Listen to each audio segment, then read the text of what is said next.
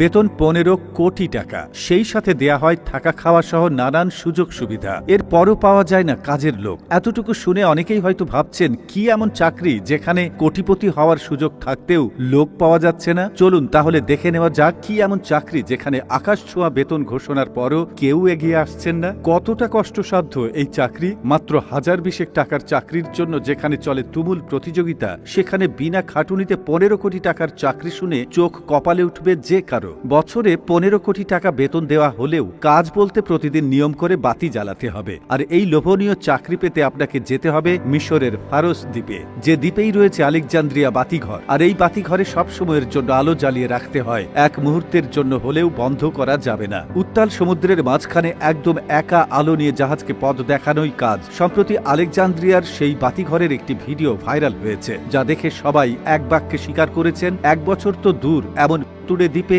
একদিনের জন্য হলেও থাকা সম্ভব নয়। মোটা অঙ্কের টাকা ও একাধিক সুযোগ সুবিধা থাকা সত্ত্বেও এই লাইট হাউসের কাজটিকে বিশ্বের সবচেয়ে কঠিন কাজ বলছেন অনেকেই। আলেকজান্দ্রিয়ার বাতিঘরটি তৈরি করা হয়েছিল যাতে নাবিকরা সহজেই এবং নিরাপদে বন্দরে জাহাজ ফেরাতে পারে, কারণ প্রাচীনকালে নৌপথ ছিল ব্যবসা বাণিজ্যের একমাত্র মাধ্যম। তাই গভীর সমুদ্র জাহাজের দিক ঠিক করার জন্য সেই সময় মানুষ নানা ধরনের কৌশল ব্যবহার করত। ঠিক তেমনি নাবিকরা যাতে সহজে উপকূলীয় বন্দর চিহ্নিত করতে পারে সেজন্য এই বাতিঘর নির্মাণ করে। দিনের বেলা এই বাতিঘরের উপরের অংশ আয়নার সাহায্যে সূর্যের আলো প্রতিফলিত করে। সূর্যের আলো প্রতিফলিত করে জাহাজগুলিকে দিক নির্দেশনা দেওয়া হতো। তবে রাতের বেলা বাতিঘরের উপরের অংশে আগুন জ্বালানো হতো। এটা এতটাই কার্যকর ছিল যে গভীর সমুদ্রের 100 মাইল দূর থেকে এটা দেখা যেত।